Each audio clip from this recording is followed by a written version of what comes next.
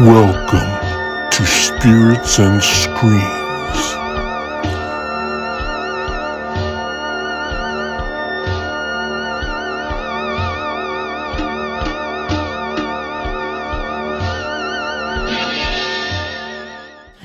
Welcome to the Spirits and Screams Horror Podcast.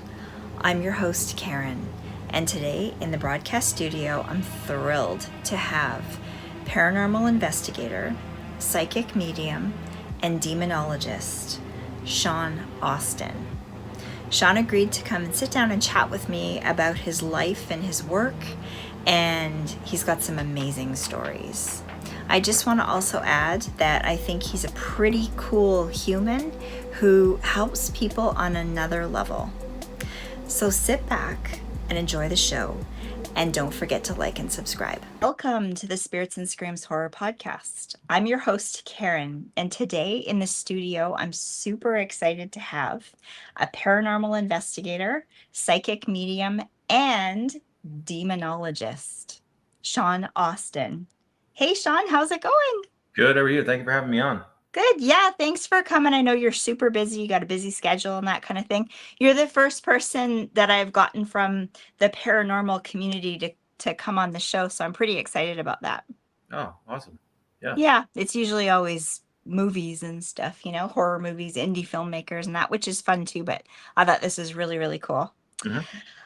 Okay, so I'm gonna dive right into my big question.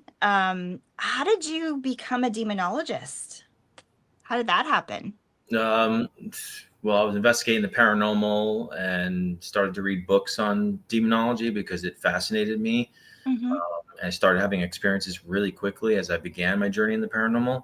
And then I was being invited on podcasts just like your own, and people started to tell me I had a calling, Yeah. really know what they meant, dealing with dark things, and kind of turned into that. And then I had a podcast of my own for the paranormal, and Okay. I brought on Ralph Sarchi, which was ended up being my mentor in demonology. He was the inspiration for the 2015 film or 14 film, Deliver Us from Evil, with Eric Bana. And then I got on my first TV show with him being an investigator under Ralph. And I'd known Ralph for many years, and that's pretty much how that progressed. I really didn't know what I deserved to be that title until one day Ralph told me I'm a demonologist. Right. And because of his stature and his respect, I mean, I kind of just took that title. I really didn't know what I would need to deserve that title, but then it's part, I'm the way I approach the cases, and it's the way that, he would been telling me how to do those cases, Right. helping dealing with human spirits or non-human spirits if it's legitimate in nature. Yeah. Kind of like a calling. Kind of. Are you happy that you've kind of gone down this path, or are there parts of it that are kind of like, well, I mean, scary? I feel like I'm doing what I'm supposed to do. Yeah. It's definitely been the paranormal is my passion. And Yeah. now that I'm on this mission, I mean, first I was a musician and a singer as my passion of my life. And the paranormal kind of just hit me over the head like a meteor and took my whole life into a whole new direction, really. Mm-hmm. And I feel like I'm doing what I'm supposed to do again. And I just want to bring, spiritual awareness and leave an impact, like some of my predecessors that were pioneers in the field. That Right. before it was such a media attention thing, like it is today, compared Right. to what it was like 30 years ago. There wasn't many people doing this stuff. Right. And yeah, I just want to give a positive message. It comes with every experience comes more knowledge, and that's why I go around and travel. And the way I approach the paranormal, not just trying to help people and trying to help souls and pray for them and give them an opportunity to find peace in the light. I just want to show the power of prayer and how I approach the paranormal, and whoever wants to watch. And Right. yeah, I mean, that's pretty much where it's taken me. Yeah. It's 16 years in September. Wow. Because I get to watch these shows and learn from you guys, I don't feel as scared of it as I did back then too. So I Mhm. really appreciate that. I kind of think it's cool that it's like that now, because it certainly is. I watch another fellow on YouTube. I don't know if you know him, Bishop James Long. I I, watched his show. Yeah, and I love how he discusses and describes and talks about things and puts it all together in perspective. I think that's really cool. And I did kind of find you by watching Deliver Us from Evil, and I started researching Ralph Sarchie and learning all about that stuff, and I was just like, wow, this is very cool. I really want to learn more about this. Mhm. And then, you know, he was stopped doing interviews and that, so I didn't reach out to him. And I Yeah. thought, okay, he mentioned you. I'll see if I can get you on the show and chat with you about stuff. Mhm. So, yeah, very fascinating. But I expect sometimes you kind of want to shut it off. I mean, sometimes it's a little overwhelming. I'm accustomed to a lot more than people Right. probably be able to handle. Yeah. Being a medium and having discernment and having the sensitivity to the world, and also the demonology aspect and trying to help people leaves you open more to attacks and retaliation than your average person who's not able to tap into those things. These things will take advantage of that. So, you Yeah. always have to be on guard with all these things that you get involved with. When you're stepping in the way of evil, you're making yourself an adversary to the enemy of man. And you'll have to pay for that. Have to deal with that and carry Yeah. that cross. Even if it's just one soul you helped, you're an enemy of these things for the rest of your life. So Yeah. always got to be mindful of that. Yeah. You see things, do you? Oh Is yeah. that how it works? Well, I can hear spirits talk. I can Yeah. visions and clairvoyant images of things and what they look like. I mean, I can Hmm. see balls of light sometimes. It's an assortment of a bunch of different things. It just Yeah. depends. Right. Tell us about maybe one of the most scary cases that you've dealt with. And first, actually, tell us how you go about doing what you do as a demonologist. How does that work? You get a call from somebody? Well, yeah, I would get a call, and I'd obviously, since I'm intuitive, I'd be able to start picking up potentially some stuff. The way, from a rational standpoint, to be able to talk to someone to figure out they're legitimate, but then all of a sudden, I may start to feel stuff over on the phone. Hmm. And then obviously go through the motions of doing an investigation on top of my walkthrough and an actual paranormal investigation, with everything culminated to the end result there to find out if I'm dealing with a human spirit or non-human entity in the Hmm. end. If it's something that is truly demonic where there's an infestation going on, then I would do an exorcism ritual on the house. I can only do an exorcism ritual on a location. A solemn exorcism would be a Catholic priest, a traditional. So that's pretty much what I would be trying to disseminate when Hmm. to help people on those types of cases. Right. And so there's like a checklist that you go through. And do you generally kind of figure it out the first visit, or do you have to, Yeah. Oh, yeah, yeah. you can tell right away what's happening? Quickly. So are there bad human spirits as Oh, well that could be of course. affecting the person? Oh yeah, definitely. Yeah. If they were bad people in life, they're bad ghosts. And I do have Hmm. a theory that demonic spirits don't just try to possess people, but I think that some of these demonic spirits are responsible for some of these souls, and then try to antagonize the characteristics and amplify them to who they were and what type of person they were in life. Okay. Carry out some of the negative stuff because they feed off that. Right. Some of my personal experiences where it's almost like the negative human that was bad in life is being influenced to Yeah. keep pushing that intention of the evil malicious person in life to be that type of entity in the spiritual realm. And it's almost like some spiritual osmosis, so to speak, or something like that. Right. From what I've experienced, there's something like that going on. Right. Oh, that scares me. Are there, is it often that you would have, I guess the demonic is influencing all around all the time, right? It's just some people are like connecting to it and other people are not. Um, but is it rare to have something demonic, or is that something you come across quite a bit? It's not all the time.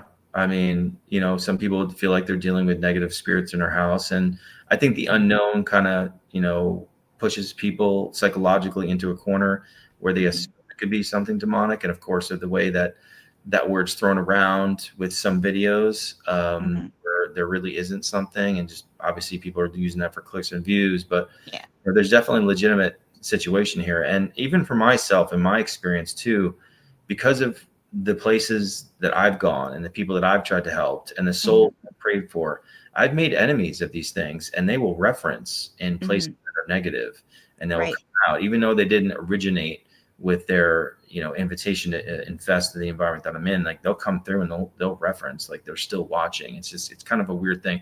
It's like they Yeah. have permission to manifest if they actually infested that specific environment. But then there's all these doorways and portals that these spirits and entities use to go in and out of. And if you're going into these places, what I like to call the spiritual rules of engagement, where you kind of like give an opportunity for these things to come and see you and engage you. Yeah. You might get references to evil stuff, especially if there's something negative that had happened there before. Right. But it seems like negative energies are attracted to negative energy. So if there was a murder that took place there, it's like that could be some sort of doorway for that type of energy to come through, or if Right. someone intentionally tried to open up a door. But I've definitely been on some demonic cases in the past year. There's definitely some legitimate ones, and some of them were just typical, angry man, holding back a female spirit that was abusive in life. And, I'm like, sorry, I'm going to pray for her, and she's going to go in the light and, gets off. And I've dealt with that recurring theme many times over, where Right. they're stuck. And it could be something as simple as a negative, bad human being. They were a bad person in life, and they didn't want judgments for themselves. So they don't want these other souls to cross over. Because they want to feel like they're in control, like they were in life, and over their wife or their family, or just an environment where they feel like they're in control, because they know that they're scared to go and transition because of what they've done. Right. I watched Malefice that you did. Yes, the documentary. It's a documentary, right? I've watched so many different. You've been on so many different things. It's hard to keep track of everything. But so you were talking about an attachment that you perhaps had because of one of the investigations. I went to go investigate this location in Ohio, and we were there for a couple of days, and we were just there because it was a historical property, and we're staying at a place across the street. And this place used to be a brothel and speakeasy, and it was really haunted there. Right. But it was really the place across the street where we were staying. When I first walked in there, I felt something was really wrong. Yeah. Like, women were tortured, especially down in the basement, and there was an evil presence there. And these, and the next day I asked one of the curators, they don't like to talk about it, but they were talking about that there was some evil doctor like man that was doing illegal abortions on the prostitutes, and the baby maybe buried on the property. And that's really how it started to unfold. And I ended up praying for those spirits of those women. And that's when this evil presence followed me home, and tried to, mess with my personal life and like a relationship I was in, and took credit for the demise of it. And, after that, I wanted to go, I knew I had to go back to this property after 5 years later, because it was trying to mess with my personal life and confront it. I didn't even know we were filming a documentary about it until 2 weeks before. And, whether we were filming a documentary or not, I'm going there, and we sat there and we investigated for 4 days straight. And I did an exorcism ritual in the house, and it was one hell of the evidence that we got. If you've seen it, it's just constant, incredible. Yeah. over again. And, that shadow figure at the end too, just validated all my experiences and what had come after me, and it was pissed. So yeah. What sorts of things happened? Can you talk about that when you went home? Like, what kinds? Is it like, we see in some of the channels that there's knocking, or there's sounds, or you see shadows, dark shadows and things like that? Or is it stuff starts to go bad that shouldn't, like? Well, like the first thing that happened to me, which wasn't on the documentary, I went back to a hotel after we were done investigating there, and I just saw this flash vision of what you'd think a demonic face. It was red face, yellow snake eyes, and fangs and horns. I had this downward stare that it looked like it felt like the only way to explain what it felt like is if it stared into my soul. And it's a horrible feeling. But then when I went home and got back to New York, where I was still living at the time, I was dozing off, as exhausted from the trip, and saw a shadow dart around my bed, and had this vision of this man, decrepit zombie, like face falling off his mouth. And he's just like going like this to me, like, you're dead. Oh. This shadow figure with horns at the corner of my bed, and this thing spoke like a subwoofer, and it was just like, there are rules, like that. And I didn't know what it meant. Ah. I was kind of like really perplexed by it, and I was, Yeah. because of these spirits that I crossed over. And then it would reference through all my investigations talking about this evil man, and the babies and the demon associated with that, which is Right. something we validated when we went back too, because it was the demon name associated that was coming through in the property is the recipient of baby sacrifice. Yeah. um, and actually I'll never forget too, while I was filming 28 Days Haunted for Netflix, which you didn't see, at one point, these guys were downstairs and playing with the Ouija board and like not taking part in that. I'm upstairs kind of. You're against that, right? I would never advise anyone to mess with it. I messed with it. Someone, coerced me to play with it, and I got oppressed by an evil spirit. I know people that do that, but I'm Yeah. not going to judge. But I would never tell someone to go and do it I intentionally, won't. because I've had firsthand experience. It ain't no joke. Yeah. So I had this very vivid vision, Mm-hmm. where I believe it was Saint Michael. He was floating over thousands of shadow figures. He was looking down upon them like they were peons. And Mm-hmm. he's holding a sword. He had like a lion chest plate, silver chest plate. And Mm-hmm. he started flying up into the sky, and he looked down upon me and he said, "Keep following the way of the cross." And then it like changed, and then it turned to some disturbing image. It was this hooded character. I could see reptilian scales on its face and the glowing eyes. And the most disturbing part, because he started yelling at me. I saw this vision of the yelling, "You swine! You, how dare you!" Yeah. And the most disturbing part was that there were 3 rows on each side of hands coming out from behind the head, like almost like a helmet, but Mm-hmm. the arms were alive and they were baby arms, and the hands were just doing this around its like head. And I believe that Mm-hmm. was the demon associated with the baby sacrifice that was yelling Yeah. and pissed off because of what I did from that property. Yeah. Wow. How incredible. How do you sleep at night? Like I said, I got accustomed to a lot. Yeah. You understand it and you know what to do with it too, right? So, Yeah, I mean, but still, people always ask me all the time, do you get scared? I'm like, well, if I get scared, I mean, what does that mean about my faith? I true. mean, if Very I'm true. scared of evil spirits, that means I don't believe in God's protection, and I will not be protected, and they will smell that on me like blood to a shark, like a Yeah. fish flapping in the water, Yeah. sending a frequency to them that I'm prey. Uh, Right.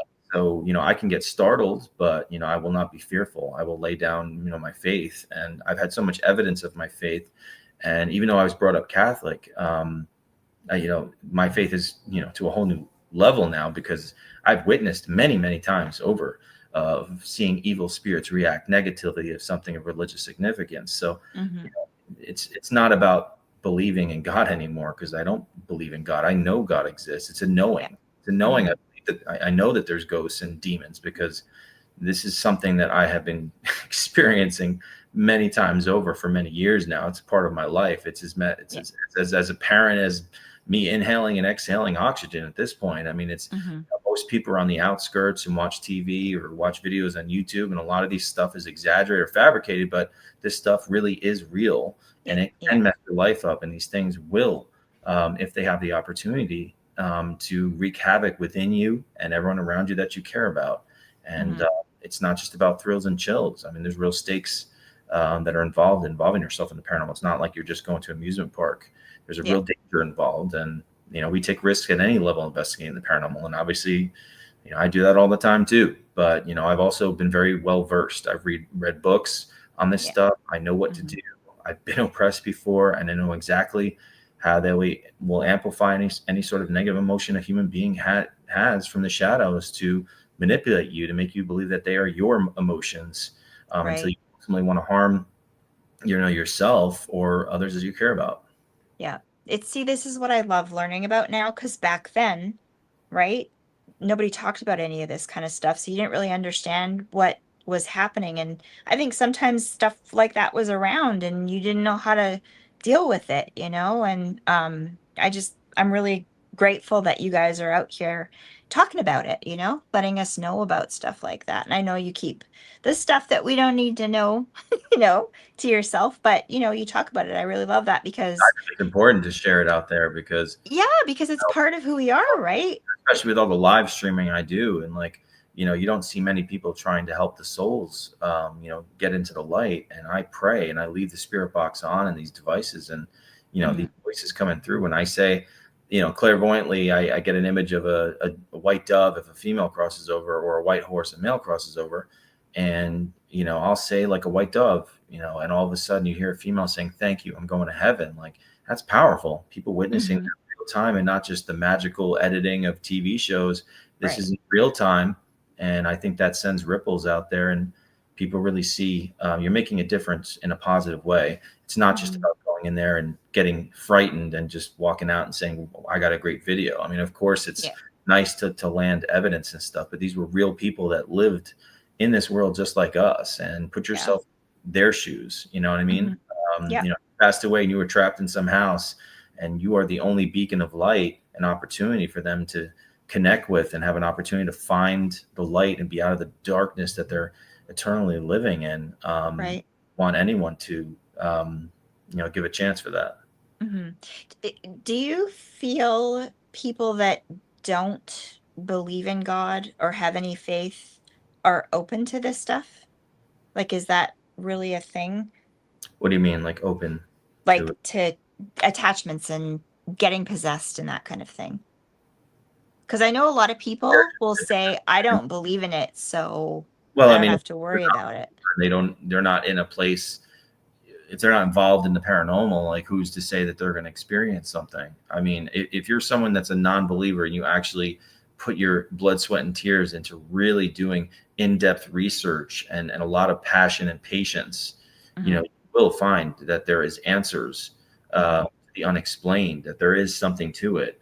Um, if a non-believer moved into a house where it was already activated and stuff is happening, you have a better chance to experience something. But if you're just a non-believer on the outskirts and saying, "Oh, it could have been the wind, it could have been the door," like a defense lawyer for rationalities, that doesn't help the situation because you weren't there. That's why I tell Right. everyone all the time. I mean, if you witness something firsthand that has no rational explanation for it, that is why we call it the unexplained. And it's people like myself who have those types of experiences that bring us into the paranormal and want to go out and search more, because life is so short and we'll never find out all the answers. But Right. there is a lot of things that we are not aware of, and Don't there's know. all around us at all times.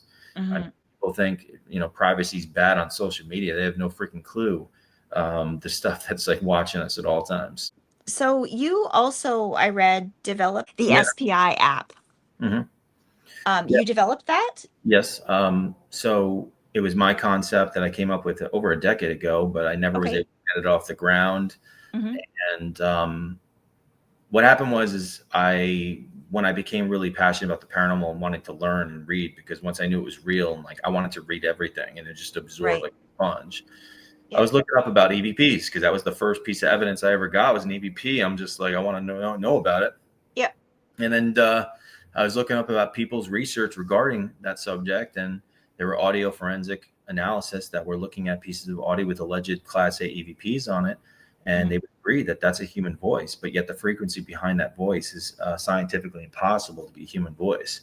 So hmm I thought to myself, what if there was some sort of text-to-speech environment that could have the software, look for only voices within the audio and the environment that are outside of human speech frequencies. Because hmm if we can listen to an EVP and say, I think I know what it's saying, hmm but yet it's on a frequency that it's not supposed to be us, and you have software that actually does that, then we could actually have a new way to try to interpret EVPs Right. rather than some of the limited methods that have been around for the years, like the Ovilus and all the apps that kind of do that same Yeah. principle. And hmm a lot of limitations that come with that because they're all based on vocabulary lists. Now, I know some people are skeptical about apps, and you should be skeptical at everything, but I do believe Right. you can manipulate anything that's electrical, and I think in some instances those apps can work. I've seen it firsthand. hmm But again, the limitations is that the spirits can only say what's in the vocabulary list. Right. That limits your research, your investigation, the answers you're trying to attain, and hmm ultimately what the spirits are trying to say. If they're trying to say something and they can manipulate such a device, then you want them to be able to say anything. And Right. because of my concept and because of AI technology, it was an opportunity to try to make that work. And through Mhm. testing and experimenting in the SAM mode, specifically of my software SPI, we started to get really amazing results. And that's how it works. It has the ability to say anything it believes it's hearing. It's Right. just repetitive words over and over again of the same old stuff. It's just interpreting what it thinks it's hearing in the Right. audio environments. And there's a lot of new features that I'm planning on trying to implement very soon. Mhm. And these are features that have never been seen before. Um, Right. and using AI is exciting too, because that technology is still brand new. AI text to speech technology came out right as we were developing this app, Right. and so that's new. And every day that's advancing every day. So as that organically advances, that can also facilitate helping my original concept advance as well, even if I didn't do anything to it. And Mhm. more. So, I think this is just the beginning of what we're able to do here, and, push the envelope, because a lot of these other things, we've been doing the same thing for in the last 15, 20 years, spirit boxes and like Right. EVPs. Mhm. With technology, we really should be advancing something Mhm. new rather than doing the same old cycle of spirit boxes and things like that. I mean, we should be trying to meld the new technology with the old. Mhm. Amazing. I think that's amazing. I can't wait to see what you come out with later. The live streams that you do, that I've seen you on your channel that you're doing, is that the kind of thing that you're doing? I do a lot of live streams, but I've been getting into a little bit of filmmaking. I started a series on my YouTube channel called Up Against Evil, helping people Mhm. with Yep. negative entities. It's basically my own little TV show. And what's great about it is I have artistic control as I improve my filmmaking and quality of that, um, Right. that I can kind of tell the story the way I want to and not just be told what I need to do and just roll the dice and see what they end up showing in the last cut. Right. Especially with TV opportunities, there's not really many right now because of all the changes and the streaming and all these TV companies merging.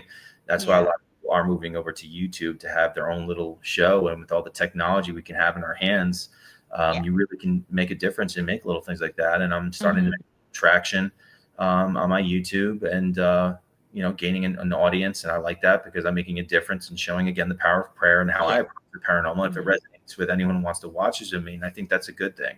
Yeah, yeah. That's why I'm very into indie filmmakers and I promote that. I tend to not chase the new movies that are coming out and that kind of thing because there's just so much restrictions and copyright and all of these things. You can't even discuss anything anymore without totally being controlled. So I love promoting indie films and upcoming people that are, because it's about the creativity and getting the message out there and showing your art and that kind of thing. So I appreciate that. That's very cool. Okay, we're getting down to the crunch of the time frame, and I knew I could go on and on for 2 more hours with you Of with all course. the questions. Can you tell me one case that you did that was stuff happened, or do you not talk Yeah. about? I mean, Okay, um, I wrote about this whatever. in the second book, the story of this girl who, this is just as I was learning about demonology. It was actually the only true possession I dealt with. Uh, Okay. but she messed around with black magic, dripped blood on a pentagram, and she got pregnant with her second child, and she became possessed while she was pregnant. She'd go into trances and carve upside down cross on her pregnant belly with a screwdriver. She called me up Oh, speaking in tongues, and I didn't know what she would say. And I would record the audio, and I have to play it backwards. And she was speaking English backwards. oh my goodness. I mean, she would speak to me like in a man's voice, saying like, "Sean, she's mine." I'd be praying for her over the phone. I didn't know, I was way over my pay grade at the time. I was just learning, and Right. I felt emotionally invested to try to help the girl. And Oh so my goodness.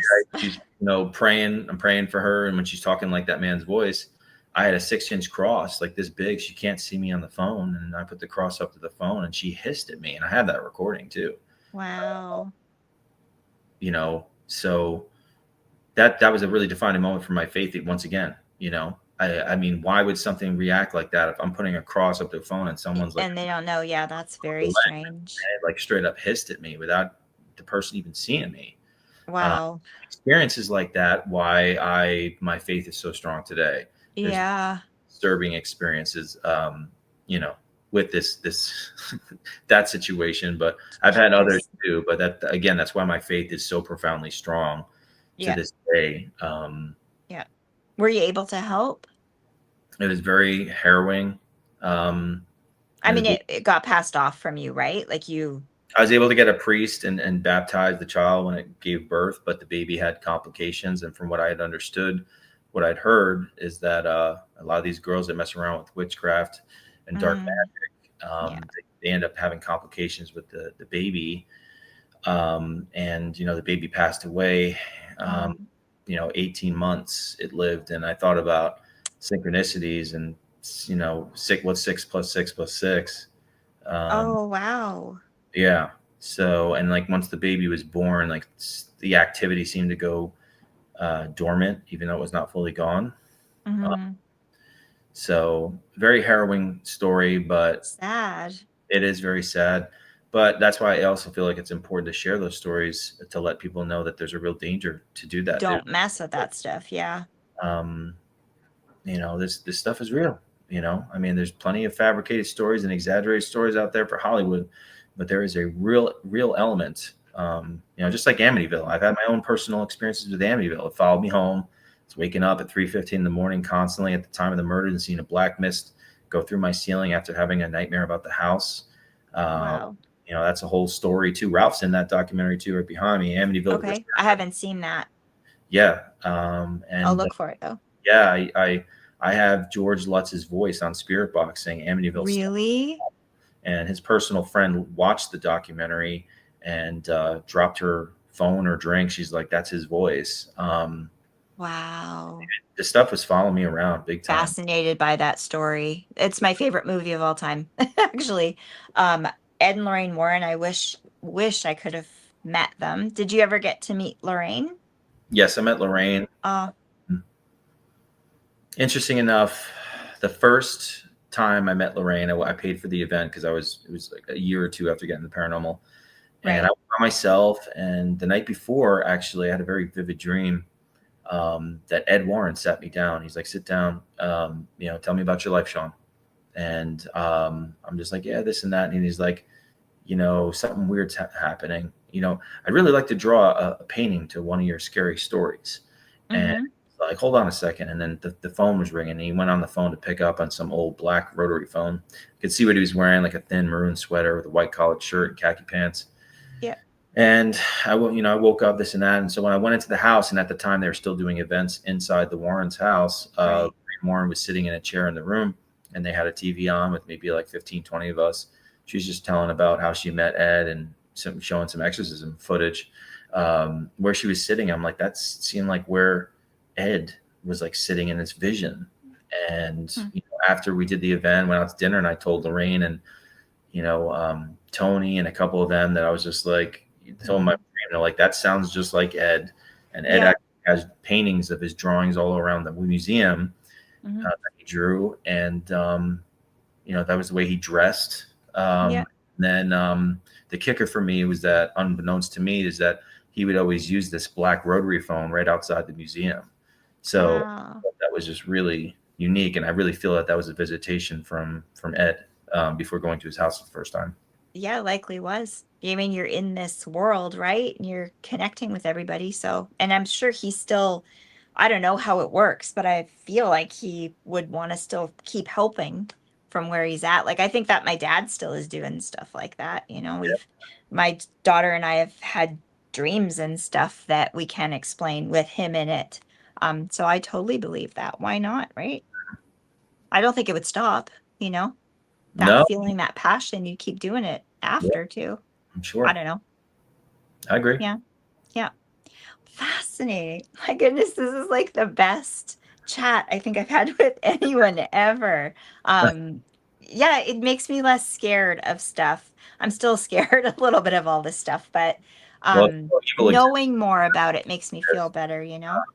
Yeah, I mean, what I tell people is all the time is I compare like a metaphor. If God told you to walk between two mountains and you're at the top of the mountain, you're either going to fall to the bottom of the mountain or you're going to walk across that invisible bridge, kind of like Indiana Jones Part 3.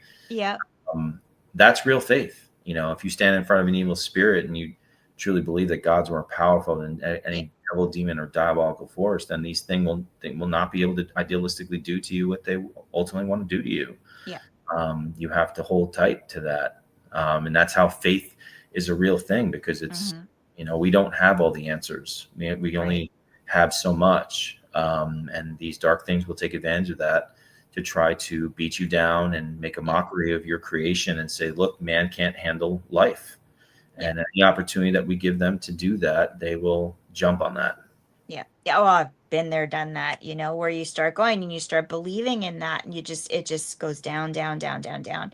I've been that way. I feel like in my life right now, I'm kind of out of that, kind of Mhm. in a different place right now, kind of getting there. So yeah, I totally believe that. And that's what I love talking about this stuff, because back in the day, that's not what I thought this was all about.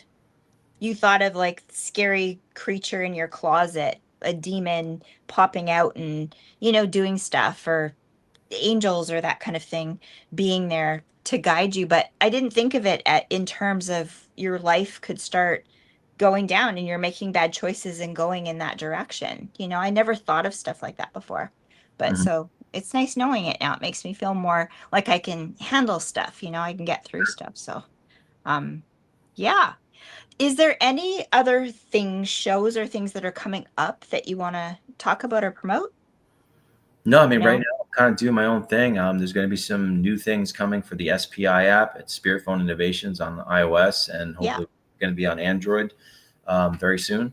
And I'm really excited to, spread the word about that. And, I'm going on the road next Tuesday to start filming some more full episodes of cases, residential cases, and new locations that I've never been to for my YouTube Okay. page, Sean Austin Paranormal, Okay. that I'll be, editing and putting out throughout the fall season. Right. I will have all of your socials linked in the description box below too, so people can check out all of this stuff. And I'm going to keep watching your shows because, like I said, there's a lot of stuff that Yeah, you've done, but they're so fascinating. Like even that I think you said you were a part of it. Ralph Sarchi had a show, but there was only a few episodes that he did. only I'm 3. forgetting. Demon Yeah, Files. Demon Files.